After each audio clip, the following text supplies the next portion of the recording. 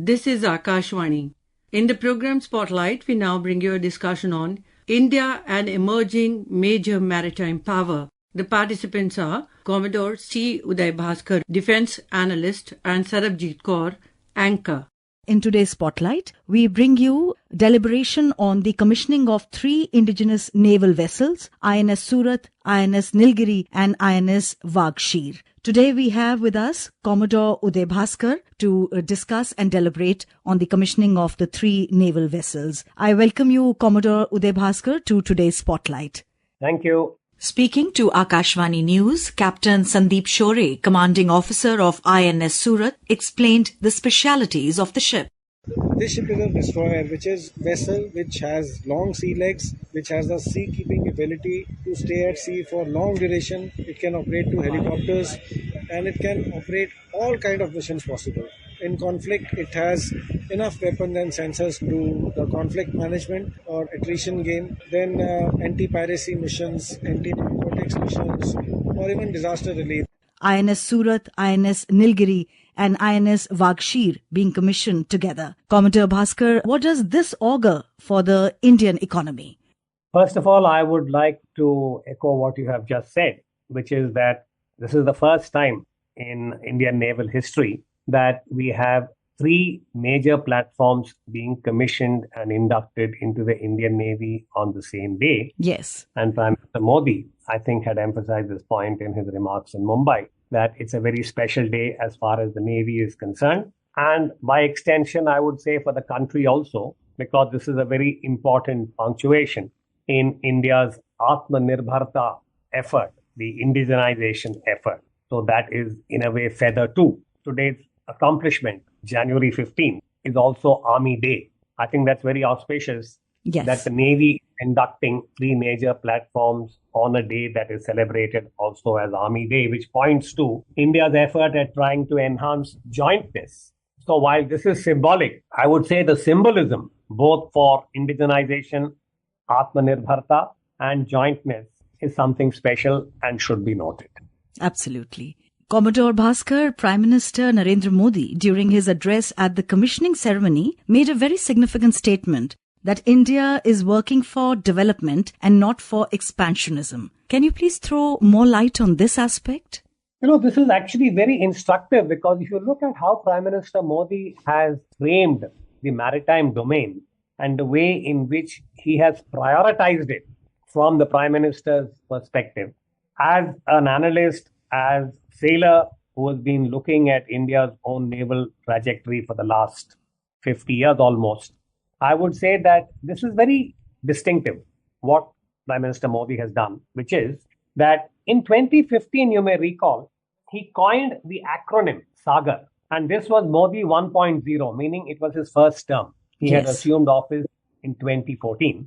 And in 2015, while doing a 3-island tour, a visit, he coined the word or the acronym SAGAR, which stands for Security and Growth for All in the Region, meaning that India would play such a role whereby it would be able to look after not only its own security and growth, but also for others in the region. 10 years down the road, in Modi 3.0, in his 3rd term, you can see that the Prime Minister is in a way recalling that and emphasizing the point that India's naval capability and India's overall maritime capability, which I must add is modest, when you compare it with the major powers such as the United States or China, which are in the big league. We are very credible, India's Navy, but it is still relatively modest. But what I think Mr. Modi is emphasizing is that the objective would be not towards any kind of expansionism. And there I think the subtext is China, meaning that if you look at India and China, 2 countries, Asian nations that are now investing in their Navy. So my reading is that when Prime Minister Modi is emphasizing that India will be focused on development and not on expansion, it is to recall the commitment made as far as SAGAR is concerned. And I think history has borne out that the Indian Navy has always been the first responder for any kind of humanitarian assistance disaster over the last 30, 40 years. And 2 examples come immediately to mind. You may recall that in December 2004, when the tsunami struck many parts of Southeast Asia, Andaman, Nicobar, and Indonesia and other countries, the Indian Navy was the first that was able to respond. That's right. Then the other nations also came in. And similarly, in November 1988, when Maldives had a mercenary coup, it was the Indian Navy. The first two ships, they were INS Godavari and INS Bias. So this is what I think the Prime Minister was pointing towards, that India has always historically been a country that has reached out to help those who needed it. It happened more recently in the piracy issue, if you remember, over last year. So I think that is the emphasis that the Prime Minister is making, that yes, we will expand, we will add to our naval capability, but the objectives are not for any kind of expansion, thereby allaying any fears that regional countries may have, and that we would see this as a collective kind of effort along with the other nations, which is the essence of Sagar, security and growth for all in the region. So talking about an inclusive world, Commodore Bhaskar, and, treading on the same thought process, India's role in the global defense sector has increased manifold, with India now exporting military equipment to over 100 countries. In fact, India is being recognized as a reliable and responsible partner, particularly in the global south. What could be, in your view, the reason for this? See, I'd like to again contextualize this, which is that, yes, India's military capability is credible. It is regarded in a very positive manner, primarily because India has never exhibited any kind of expansionist objectives. Whatever India has done, the Indian military has done, has been in the defense of India's security and sovereignty. Where it has been deployed outside of India, it's largely been under the UN umbrella. And on occasion, as in the case of Sri Lanka, it was part of a peacekeeping effort. And similarly, some of the smaller countries have availed of India's military help. So that's the first box to be ticked, that India has always been only concerned about defense of its own territorial integrity and sovereignty. As regards exports, currently India is not yet in the big league in terms of exporting major platforms, whether it is tanks or aircraft or artillery guns or ships, submarines and such like.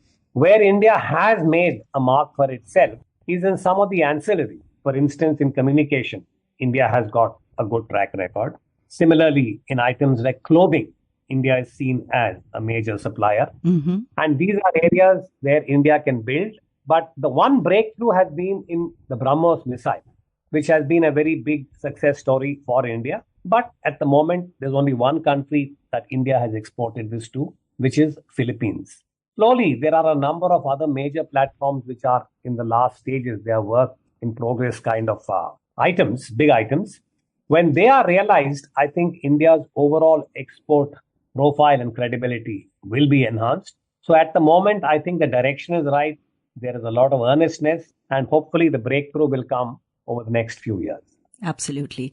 Commodore Bhaskar, statistics show in the year 2024, India spent an all-time high of some $15 billion on domestic defense manufacturing, an increase of almost 17% on the previous year. In your opinion, what could be the leading cause for this enhanced allocation of funds towards the defense sector?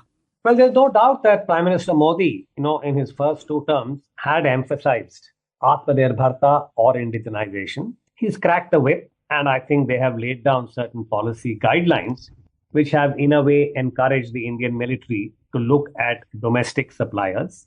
Concurrently, the public sector defense units, the PSUs and the private sector, have also been given a fair amount of incentive and guidance to participate in this effort.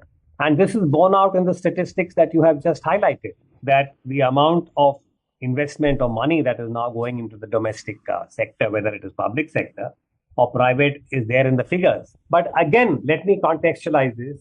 Recently, I did a survey of the last 10 years of India's defense expenditure. And for almost a decade, and we are talking about 2012 to 2022, the foreign import component of capital expenditure, it's called CapEx, yes, was above 35% for all 10 years. And in 1 year, it even hit 49%. That is because in 1 year, there was a surge in terms of major platform. So the payments go up. So I think India has to be conscious that even now, we are dependent on the foreign supplier for certain critical equipment. I mean, today's example, the Nilgiri, the Surat and the Warships. Yes. The major ordnance still comes from foreign suppliers. Meaning that if you were to look at shipbuilding as an activity, particularly warship building, it can be brought down to three major challenges. The first, you have to make the vessel float. The second, you have to make the vessel move, which means you have to design the propulsion and make the vessel move. And finally, the vessel has to fight. India has acquired, I think, very commendable levels of self-sufficiency and Atmanirbharta in the first two boxes. Make it float and make it move.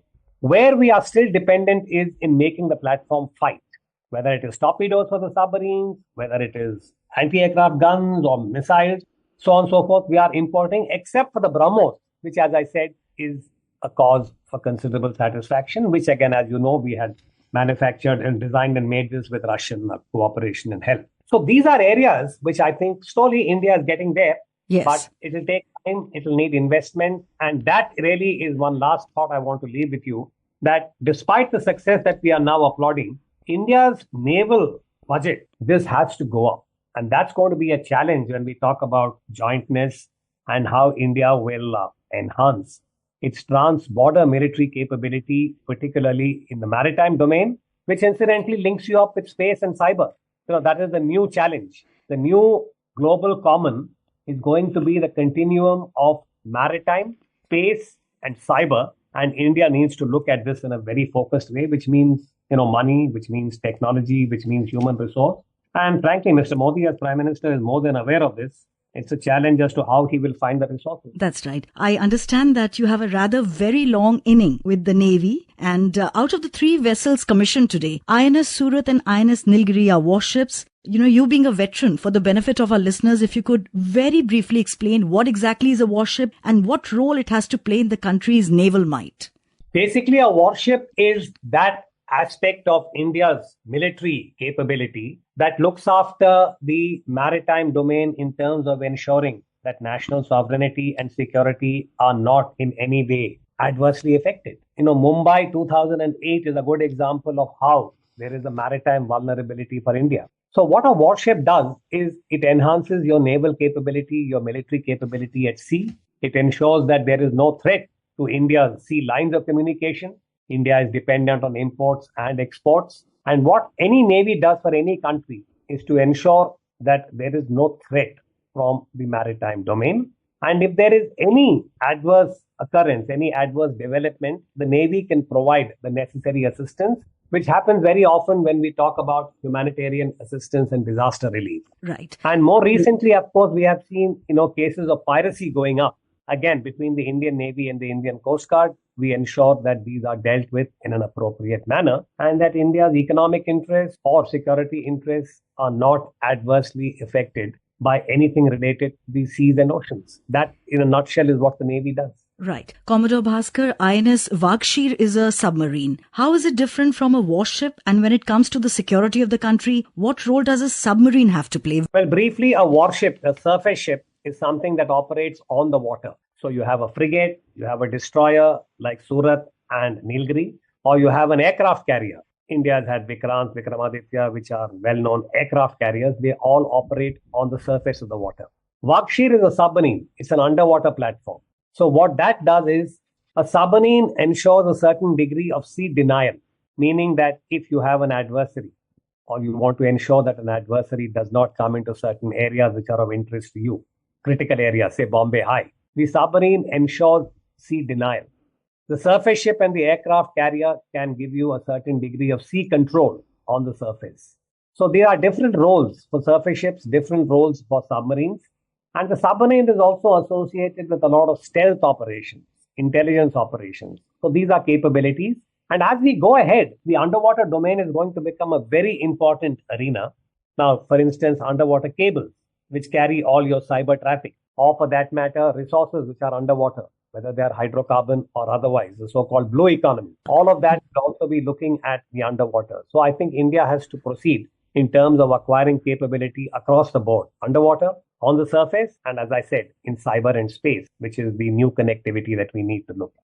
Thank you, Commodore Uday Bhaskar, for joining in and giving your valuable inputs in our program Spotlight. Thank you. You were listening to a discussion on India, an emerging major maritime power. The participants were Commodore C. Uday Bhaskar, Defense Analyst, and Sarabjeet Kaur, Anchor.